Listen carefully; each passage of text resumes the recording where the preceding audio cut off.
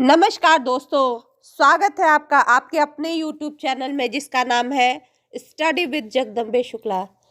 आज दोस्तों हम भक्ति काल की सीरीज तीसरी लेकर उपस्थित हुए हैं, जिसमें हम ये जानेंगे कि भक्ति काल को हिंदी साहित्य का स्वर्ण युग कहा जाता है क्यों। जैसा कि हम जानते हैं, हिंदी साहित्य का जो समय है वो है 1375 से संवत 1375 से 1700 विक्रम संवत तक। निसंदेह इस काल का साहित्य अपने पूर्ववर्ती और परवर्ती कालों के साहित्य से उत्तम है। इस काल के साहित्य में अनुभूति की गहनता है और भावों की प्रवणता भी है।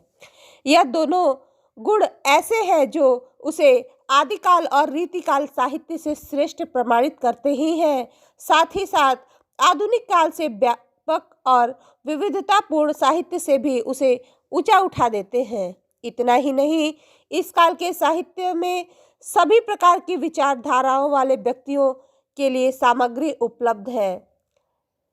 भक्ति काल की प्रमुख धाराओं के बारे में चलिए पहले जानते हैं। पहली धारा थी निर्गुण, जिसमें दो प्रकार के संप्रदाय हमें देखने को मिलते हैं, ज्ञानाश्रयी शाखा और प्रेमाश्रयी शाखा। चलिए निर्गुण पंथ में पहले ज्ञानाश्रयी शाखा को देखते हैं कि इसकी क्या विशेषता रही इस युग में। संत कवियों ने निर्गुणवाद में हिंदू और मुसलमानों के समन्वय की संभावना पाई, क्योंकि मुसलमान एकेश्वरवादी थे। उनके लिए रसूल अल्लाह के सिवा कोई दूसरा अल्लाह नहीं था। हिंदू लोग भी सभी देवताओं को एक ही परमात्मा का अंश मानते थे। इस प्रकार हिंदुओं का निर्गुणवाद मुसलमानों के एकेश्वरवाद के बहुत निकट पाया गया। इसलिए ज्ञानाश्रयी शाखा के कवियों ने निर्गुणवाद के आधार पर हिंदू मुस्लिम एकता का प्रसार किया है। निर्गुण पंथ का प्रेमाश्रयी शाखा। प्रेम मार्गी काव्यधारा सूफियों और मुसलमान संतों की सद्भावना का परिणाम थी। अधिकांश हिंदू सर्वेश्वरवादी थे। सूफी लोग हिंदुओं के सर्वेश्वरवाद के अत्यधिक निकट थे, क्योंकि वे ईश्वर को अपने प्रेम पात्र के रूप में देखते थे। कि इन सूफी संतों ने हिंदुओं की बोली में हिंदू प्रेम गाथाओं को लेकर काव्य रचनाएं की, जिसमें जैसी, कुतुबन, मंजन आदि का नाम विशेष रूप से उल्लेखनीय है। चलिए दूसरी जो भक्ति शाखा है वह है सगुण भक्ति शाखा। इसमें हमें दो प्रकार की शाखाएं मिलती हैं सगुण में।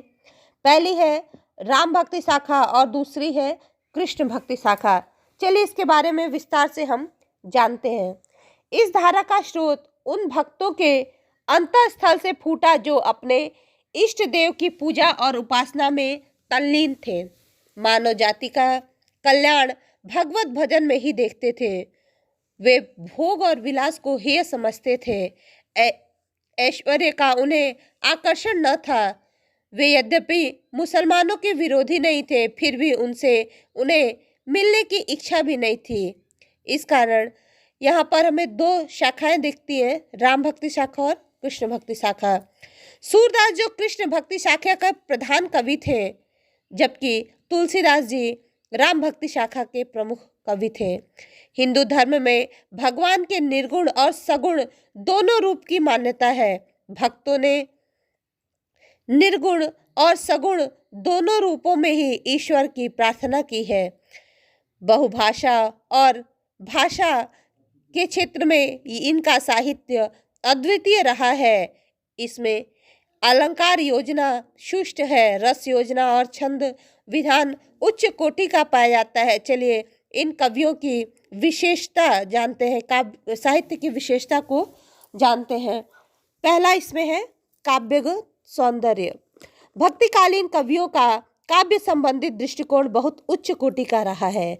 उन्होंने प्राकृत जनों के गुणगान में अपनी वाणी का उपयोग नहीं किया। उनकी कविता आत्म प्रेरणा का परिणाम है। इस कारण उनकी कविता स्वांतः सुखाय होकर स्वजन सुखाय है। उन्हें किसी का भय नहीं था, वे निर्भय थे। इसलिए राज दरबारों में बुलाए जाने पर वे स्पष्ट कह देते थे, संतन कहाँ सी करी सो काम। उनका काव्य उनके हृदय की पुकार था, जो सत्य, उल्लास और आनंद से परिपूर्ण था। इसमें सबसे प्रमुख कवि मीराबाई, सूरदास, नंददास आदि थे। इस काल के कवियों का भाव पक्ष और कला पक्ष का समन्वय अनुपम देखने को मिलता है। इन्होंने अपनी रचना को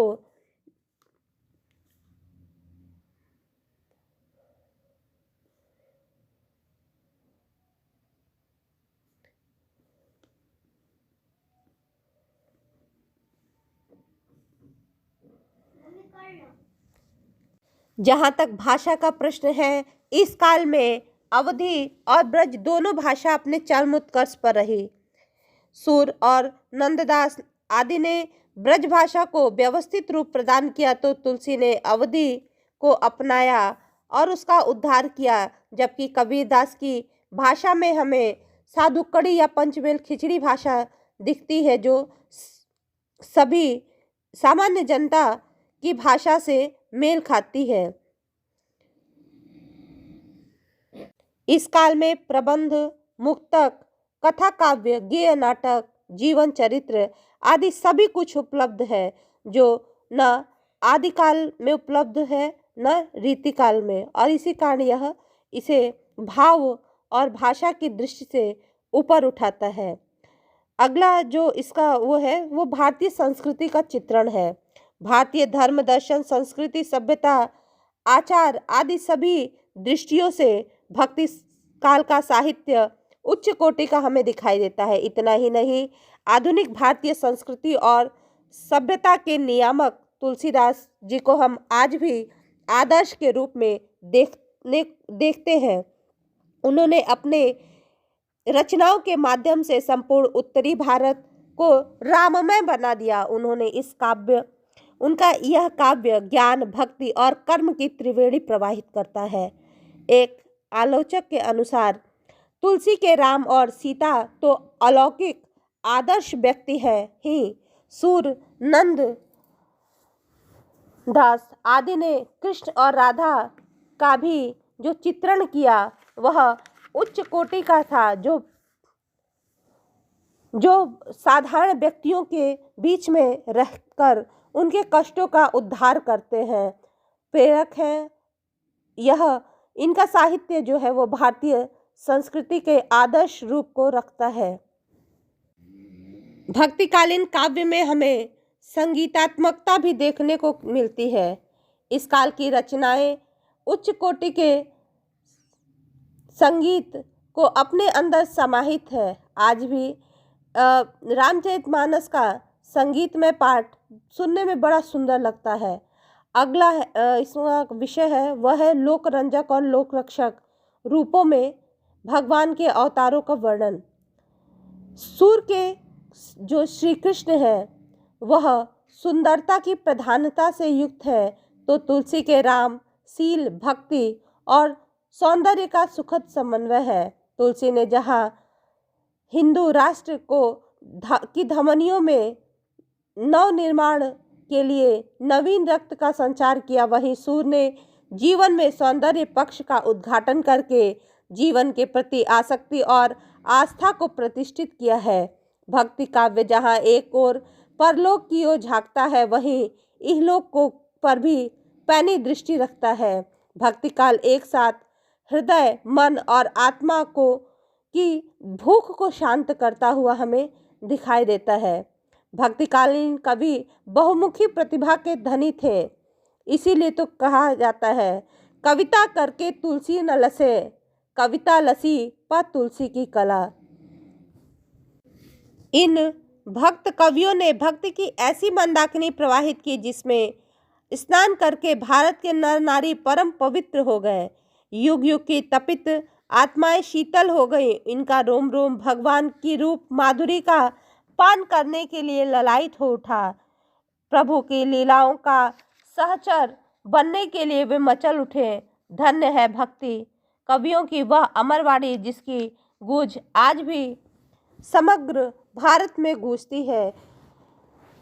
अतः हम कह सकते हैं निष्कर्ष रूप में कि भाव पक्ष और कला पक्ष दोनों की दृष्टि से जो भक्ति काल है उसका साहित्य उच्च कोटि का रहा। इसी कारण इसे भक्ति काल को ही हिंदी काल का स्वर्ण युग कहा जाता है। इसके पीछे कुछ ऐसी मान्यता रही होगी। धन्यवाद दोस्तों। यदि आपको ये वीडियो अच्छा लगा तो प्लीज़ लाइक शेयर सब्सक्राइब करना ना भूलें।